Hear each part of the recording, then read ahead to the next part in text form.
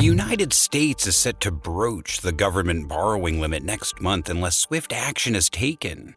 The Treasury is estimated to run out of cash in October, and waiting until the last minute to take action could destroy consumer confidence, leading to irreparable damage to both the United States and global financial markets. Welcome to The Savvy Few, where we keep you up to date with what's going on in today's economy. If you're new to the channel, please hit the subscribe button and bell notification so you can stay up to date on the world's economy. The last debt limit suspension was passed in 2019 but lapsed on July 31st. With the debt limit reinstated on August 1st, the Treasury was forced to resort to extraordinary measures to service debt, including but not limited to suspending investments in some federal retirement and health funds, meaning that veterans and Social Security recipients may miss out on their monthly payments. The debt limit is a self-imposed system created by the United States to meet its objectives. Raising the debt ceiling does not dictate how much the government spends, rather, how much the government can borrow to pay for Congress-approved spending. An increase in the limit would give the government the ability to pay the bills that Congress has approved. Treasury Secretary Janet Yellen addressed congressional leaders on Wednesday, stating that while she was unable to provide a specific date of when she would lose the ability to fund the U.S. government, her best estimate would be the end of October. In the letter, addressed to the top lawmakers of both parties, Yellen urged Congress to take action now, having learned from previous debt limit impasses that delayed action germinates the seeds of serious harm to business and consumer confidence. In addition, the uncertainty can generate a rise in the short-term borrowing costs for taxpayers, together with negatively impacting the credit rating of the United States. Relating to the 2011 debt limit standoff between President Obama and congressional Democrats that resulted in a downgrade of the United States credit rating for the first time in history, Yellen further cautioned of the repercussions of delaying. The impending damage is further complicated by the fact that Democrats need the votes of Republicans to suspend the debt limit. Without this, their alternative would be to increase the total amount through their budget reconciliation project.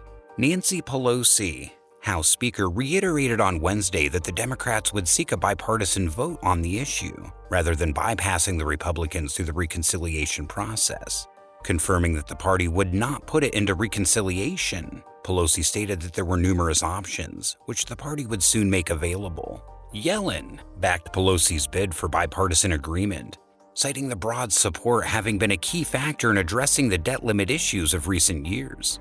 Democrats and Republicans worked together to increase the ceiling 3 times through the Trump administration and numerous times before this.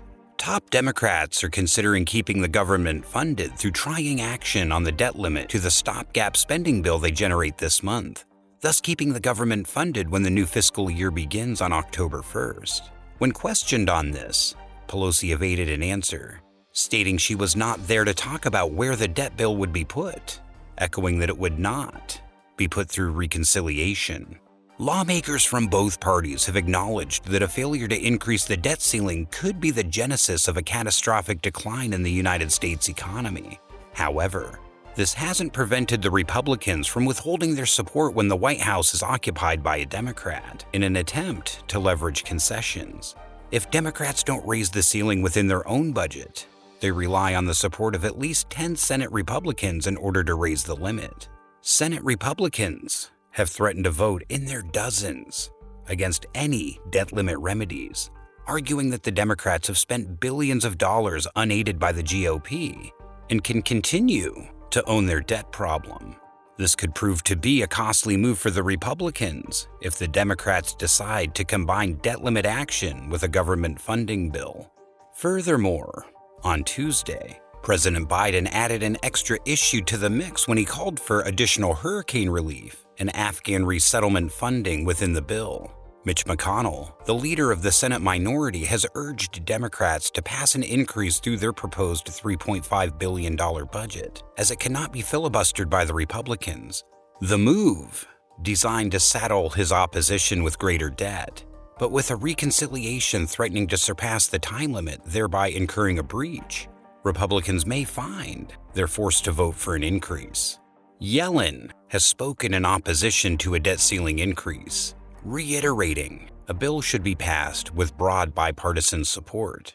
Biden administration officials are briefing Democratic senior aides around reasons Congress needs to limit or suspend the debt limit. The White House wants to ensure that by unifying its message with Congress, the Democrats remain clear on the message that 97% of the national debt was incurred before President Biden took office.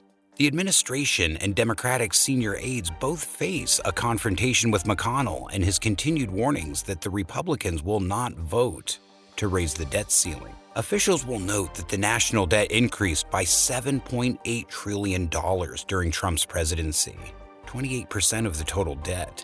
A further increase of $670 billion has been accrued during the first 7 months of Biden's presidential term. Pelosi told reporters that the government had been left with the responsibility of paying off the, quote, Trump credit card.